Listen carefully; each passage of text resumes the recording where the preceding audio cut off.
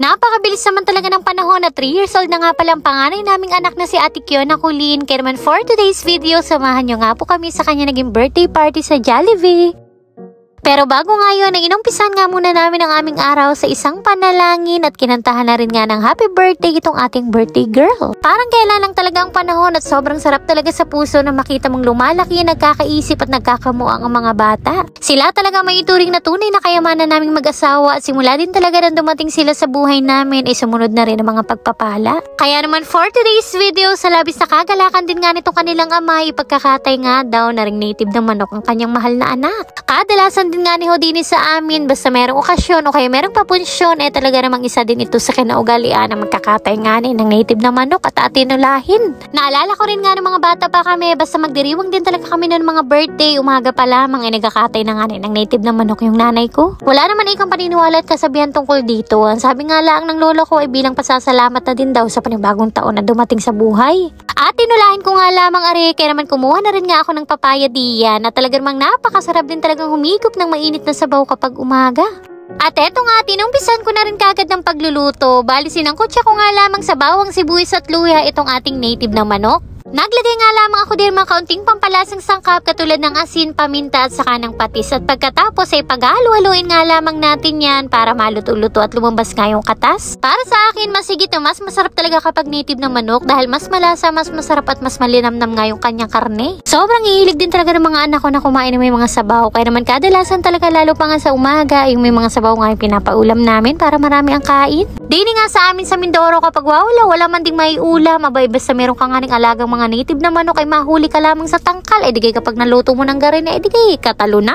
Pero alam niyo mga mare, kadalasan talaga ng mga bata pa kami, ito talaga yung palagi naming ulam. Kaso nga lamang ay tinolang papaya lamang na walang manok pero ayos din ay. Abay kapag ulaman din nga namin ang garin ikagulo na kami at pakiramdam namin ay pista na. Pero bukod nga sa pulong, isa rin talaga ito sa masarap na ulamin na pamihadong paparami rin talaga ang iyong kain, lalo pa nga kapag mainit ang sabaw. At eto na nga mga mare, at umusok-usok pa at luto na rin itong ating native na tinolang manok. Kain po tayo mga mawe. Thank you po Lord sa lahat ng blessings. Napakahilig din talaga namin sa ganitong ulam, lalo pa nga itong mga bata. Tuwang-tuwang nga yung mga yan kapag ganito nga yung ulam namin na may mga sabaw. Eto ang ating birthday girl at talaga namang sabaw pa lamang ay busog naman din kaagad at paningani ang higop ng mainit na sabaw. Eto rin talagang isa sa mga comfort food ko at talaga namang simple pero napakadali din lamang lutuin at sobrang sarap at masustansya pa. And fast forward, dahil birthday celebration nga ngayon ng Ate Kining, eto nga at gagawa muna ako ng mga loot bags. Abay, kinabahan nga rin ako ng bahagya din akala ko nga na hindi naaabot, pero maigi na rin lamang talaga at kahit papano ay nakahabol pa nga, kaya naman ngayon pa nga rin lamang ako gagawa nito.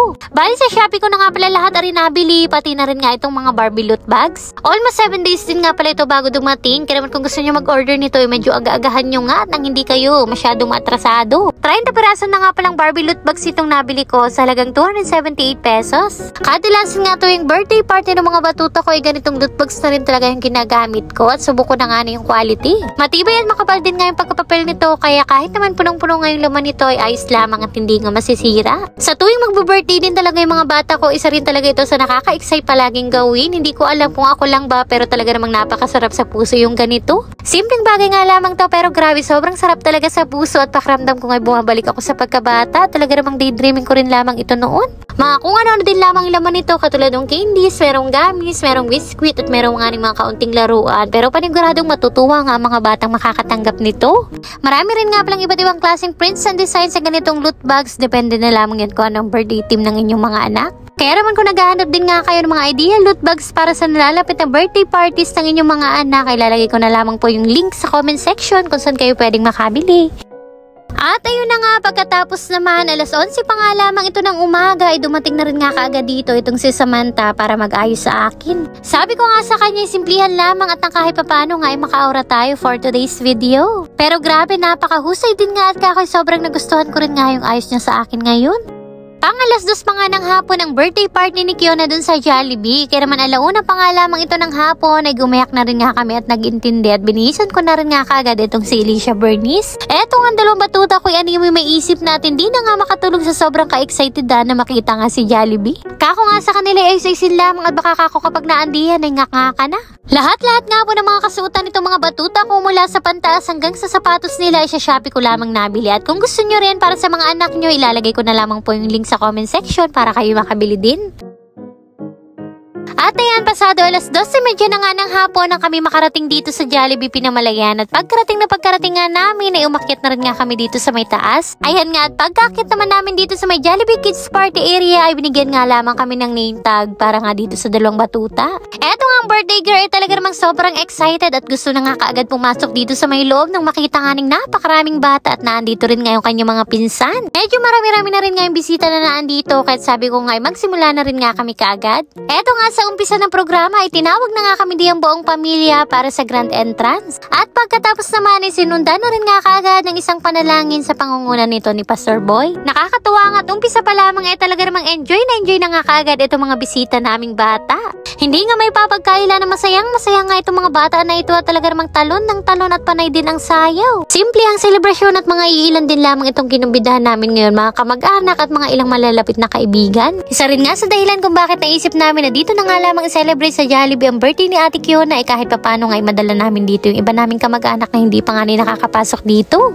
Lalo pa nga yung ina, yung tatay ko at yung mga magulang ko hindi pa nga nakakapunta dito at minsan nga kapag yayayain mo ay ayaw na ayaw.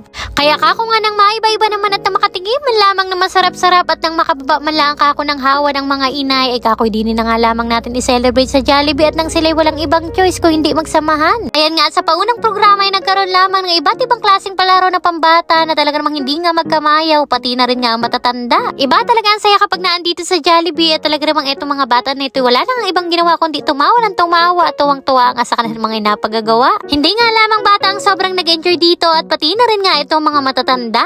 Alas 2 hanggang alas 4 nga pala ng hapon ang pinakang birthday party ngayon dito ni Kiona. Ayan nga at makalipas ang mahigit isang oras namin dito, maya-maya pa ay nagbigay na rin nga ng mga pagkain. Marami rin nga pala ako nabasang message at nagtatanong kung magkano raw nga nagasus namin dito sa Jollibee Kids Party. Ayan nga, isa-isahin natin yan para sa kaliwanagan ng inyong isip at para meron din nga kayong idea kung sakaling gusto nyo rin dito. Bali total of 21,288 pesos for 56 packs. Bali sa party fee nga pala na 2,500 pesos sa included na nga doon yung invitation, yung party hat, name tag, balloon, loot bags, prizes at saka si Jollibee mascot. Para sa amin ay medyo nakatipid rin naman ng kaunti kumpara sa birthday celebration na ginaganap sa bahay. Ang kagandahan din nga dito ay no hassle, wala kaming ibang iintindihin kundi kumain, umupo at mag-enjoy. Nung una nga ni ayaw na ayaw ng mga magulang ko na mag-celebrate nga ng mga birthday party sa mga ganitong lugar at sabi nila maigi pa sa bahay at kapag nakapagluto kayo mas marami makakain. Sabi ko nga para maiba-iba naman kako at nang makaranas man lamang tayo din mag-celebrate ng mga birthday ha. Abay sa palagay-lagay ko nga sobrang naligayahan din nga sila din at kakoy kung nasa bahay kita ay tagahugas kayo ng plato, tagahayin at hindi man lamang makakakain. Dati-rati pangarap ng pangarap ko lamang talaga na makapag-celebrate nga ng ganitong birthday party dito sa Jollibee at salamat sa Panginoon sa biyaya at kahit papano nga nakakapunta-punta na rin kami sa mga ganito. Eto nga palang Jollibee Kids Party ay meron silang minimum order na 30 packs. At dito nga sa bundle na napili ko for 355 pesos each ay meron siyang kasamang chicken joy with spaghetti, merong regular price, merong sundae, merong iced tea at saka meron din yung kiddie meal. At dahil nakakagutom rin nga ang amoy ng Jollibee ay sumabay na rin nga kami sa karamihan sa pagkain na talaga namang hindi nga lamang bata mag-e-enjoy dito at pati na rin nga kaming mga isip bata. Basta Jollibee talaga ay best sa kanilang chicken joy with spaghetti kaya naman sobrang naparami rin talaga yung kain ko diyan dahil napakasarap nga.